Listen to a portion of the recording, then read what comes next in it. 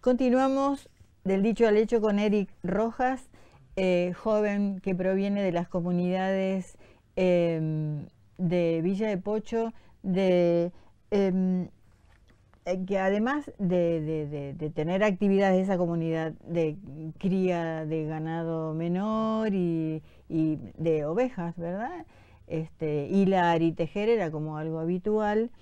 Eh, ¿Cómo sería la etnia de tu comunidad que has hecho como un trabajo de investigación? ¿Cómo podríamos clasificarla o decir de dónde proviene? Nos tendríamos, vamos a decir, porque siempre dicen como ser el pueblo de los comechingones. Sí. Pero comechingones no es una palabra de acá, vamos a decir. Ujú. Sino la que sí sería es como ser enia o camiare. Entonces hay que... Cambiar la lengua que se hablaba, Sí, sí. sí. No, y camiar quiere decir gente también. Ah, Gente de la sierra quiere decir. ujú.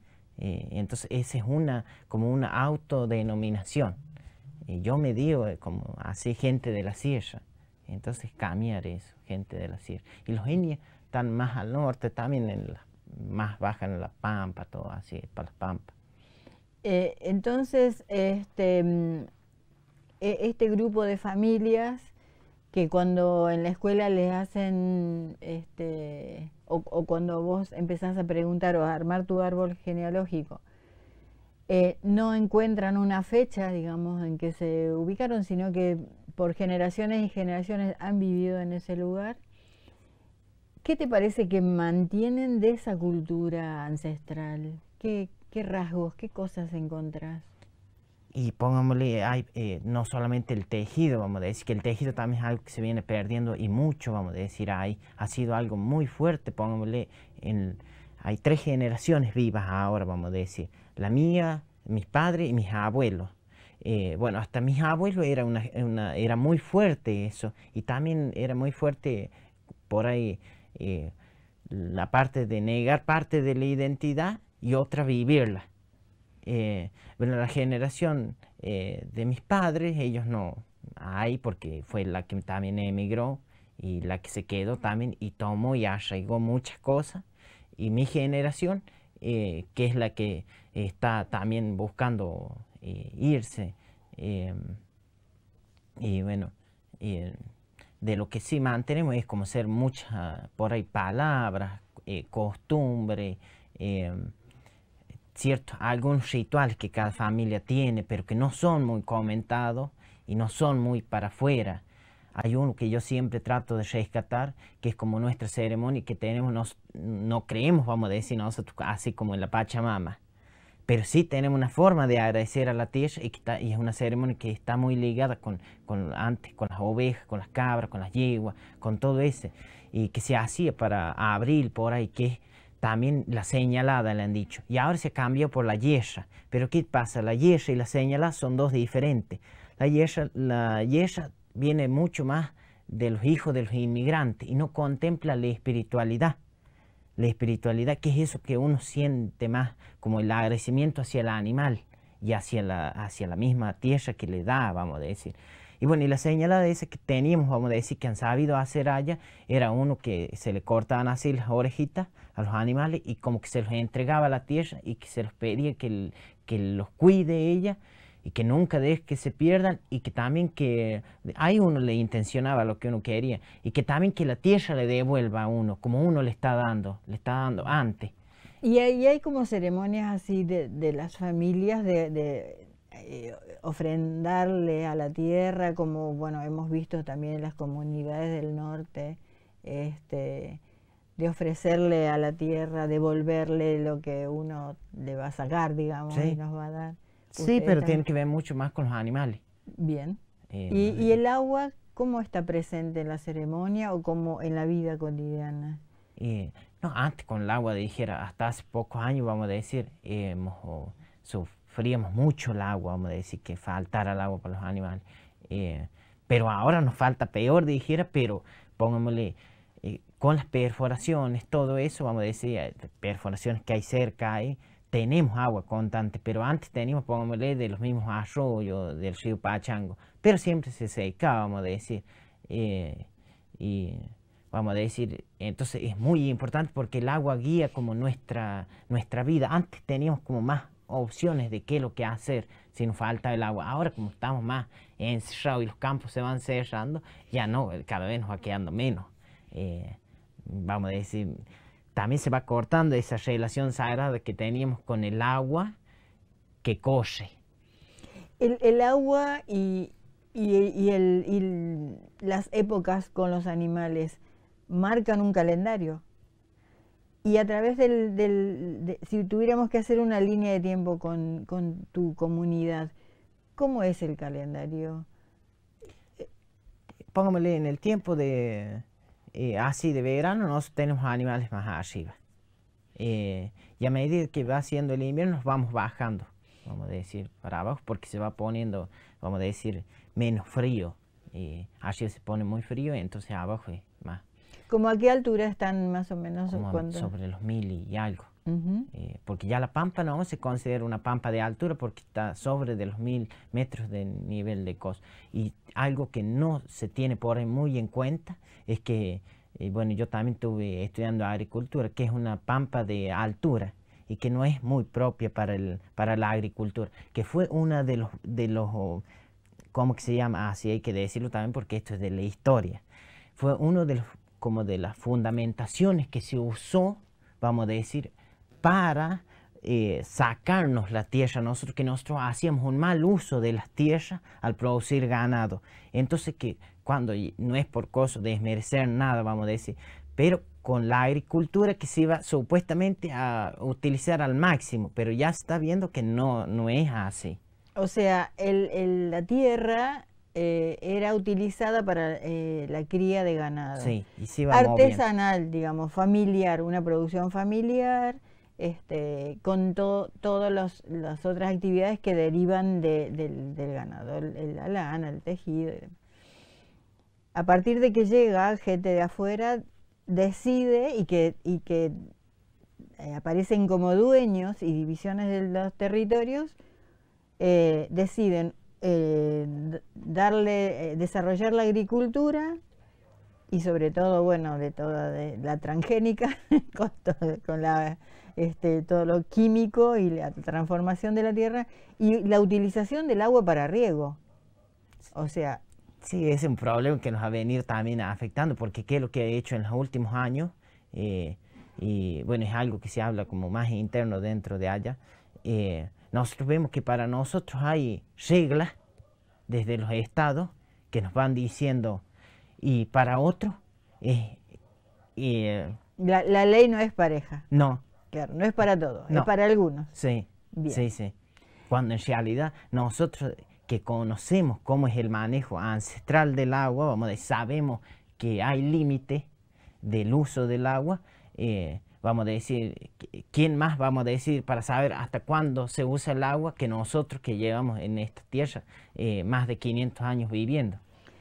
Bien, en la realidad de tu comunidad y de las comunidades circundantes se repiten en otras comunidades, en otros territorios del país.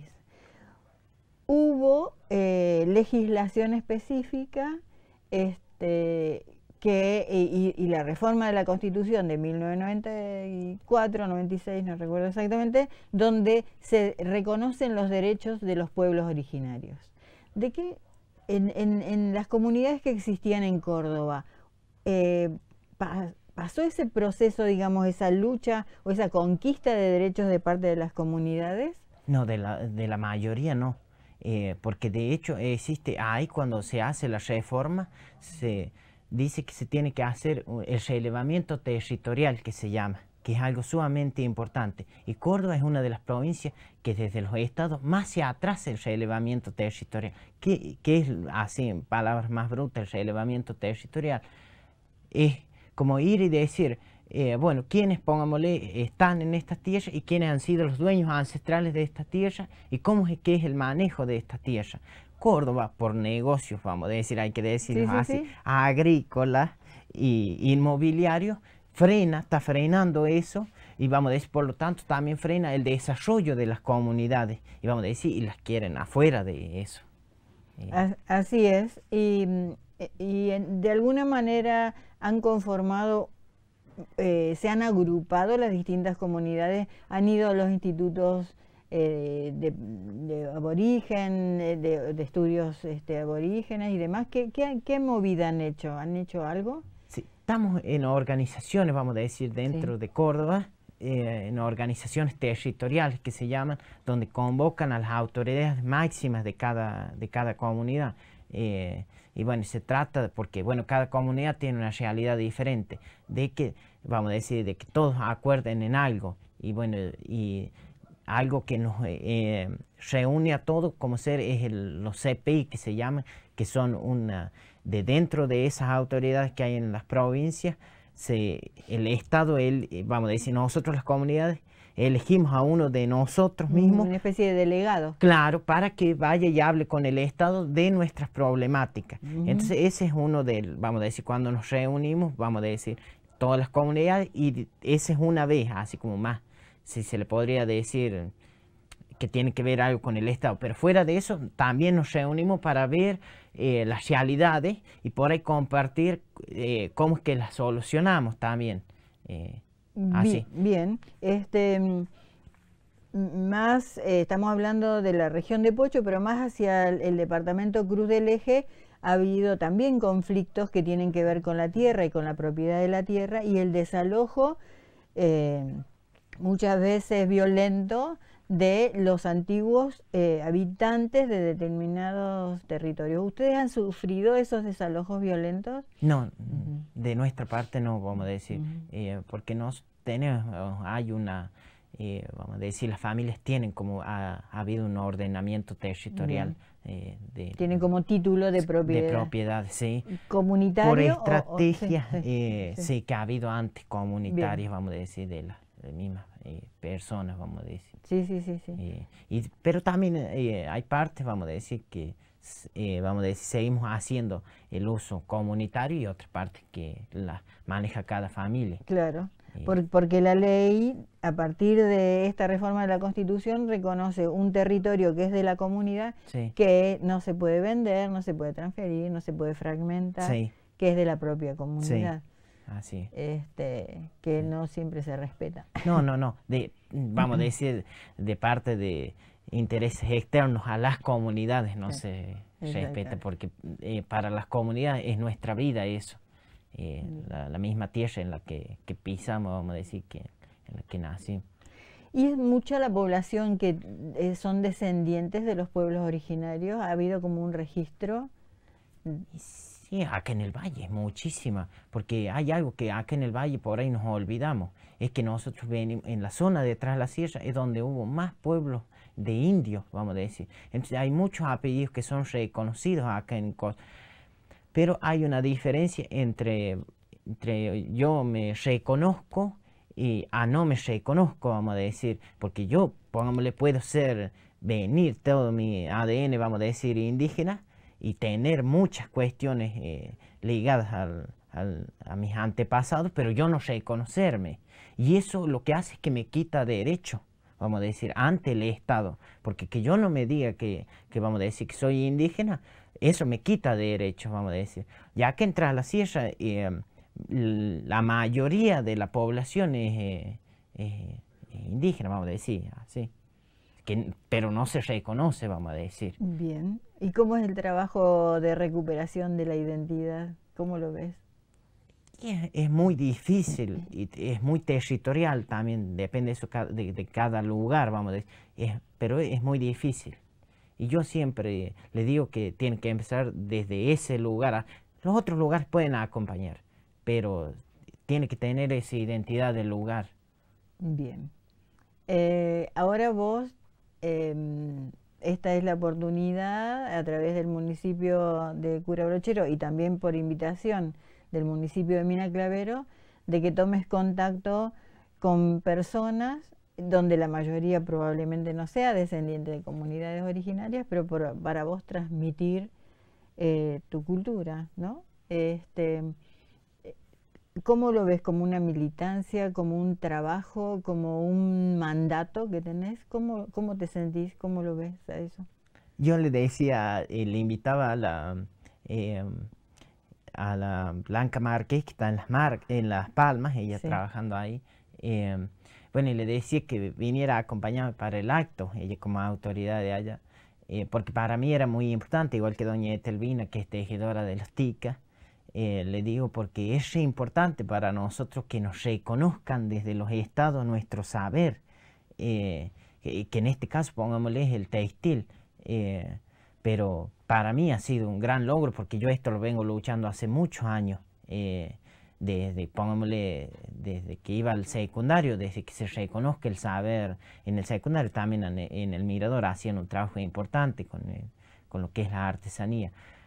Pero yo siempre luché así porque que se reconozca, vamos a decir, y que se reconozca ahora desde los estados, vamos a decir, este saber ancestral y artesanal, vamos a decir, que importa, vamos a decir, para un pueblo, vamos a decir, es muy lindo, lo veo yo. Y para mí es más importante porque tiene que ver con las generaciones jóvenes, como que es un trabajo y es un trabajo digno, porque muchas veces ha sido desmerecido nuestro trabajo y es por eso también que se ha ido perdiendo mucho, porque siempre han dicho que era un trabajo sucio, mal pago, que bueno, que tiene que ver con con nuestros antepasados, porque también fue una forma que los españoles en Córdoba utilizaron para someter a los pueblos indígenas. Entonces por ahí uno cuando es tejedor, vamos a decir, o cuando viene de familias tejedor, no lo que hay algo que no quiere que uno lo haga, que no quiere que lo haga. Pero, y bueno, en mí sí, y yo lo hago con mucho orgullo, porque es lo que digo, que a mí me ata con mis antepasados. Bien, te voy a contar algo. Estamos hablando de algo muy local en el Valle de Tras la Sierra, muy específico. Pero si nosotros en la cámara abrimos el zoom, abrimos el plano, empezamos a ver los pueblos latinoamericanos, empezamos a ver a Europa con crisis sociales por falta de recursos naturales, porque el consumo se llevó a todos puestos, donde abrevan todas esas culturas para buscar la salvación de la humanidad.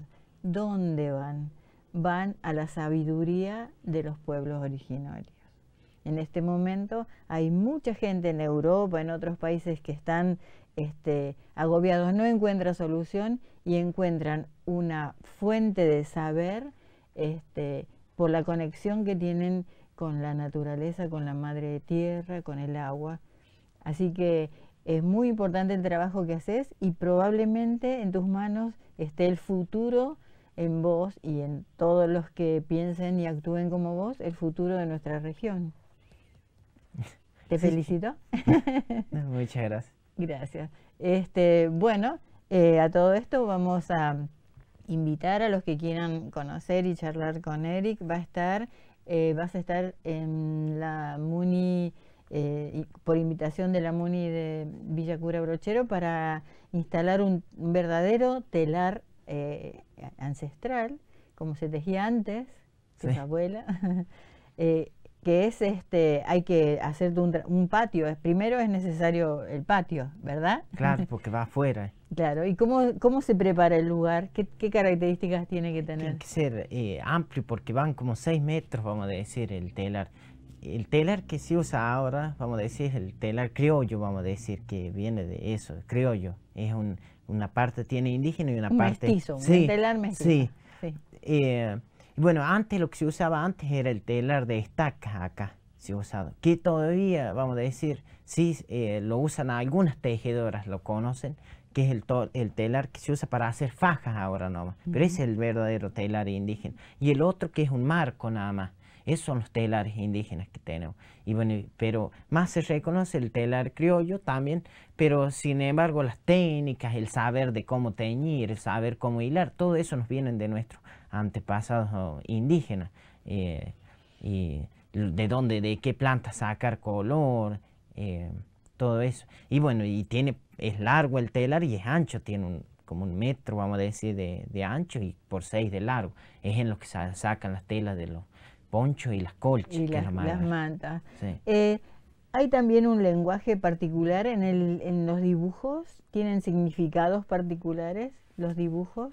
Sí, los dibujos y los colores Y los también. colores. Sí, vamos a decir, el pueblo Camiare así ha sido muy reconocido, nosotros, porque al tener las diferentes alturas hay plantas que son bien de abajo y plantas bien de arriba. Entonces, los colores acá es impresionante. Entonces hay un lenguaje de los colores y un lenguaje de los símbolos en los textiles, que hay, cada uno tiene una interpretación. Pero siempre hay que mirar a lo que a la realidad del tejedor, que el tejedor lo que hace es que trata de plasmar lo que ve, lo que siente, lo que cosa en el tejido. Eso es. Un artista plástico. Claro, sí. Es todo un arte, ¿verdad? Sí. Bueno, queremos saber más, pero vamos a hacerlo personalmente. Vamos a ir a toda información. Primero, pasar por la oficina de la Secretaría de Turismo de Villa Cura Brochero para preguntar cuándo son las reuniones y cómo se va a concretar este acercamiento al tejido tradicional de nuestros pueblos originarios, el telar. Gracias, Eric, por haber venido y nos vamos a volver a encontrar. Gracias por la invitación. Bueno, vamos nuevamente a un corte ya en el tramo final, ya vendrá la despedida. Ha sido muy gratificante nuestro encuentro. Viene la columna de Derechos Humanos, donde paradójicamente también Adriana Bruno, nuestra especialista, va a hablar de los derechos de los pueblos originarios del norte, donde estuvimos hace un par de semanas.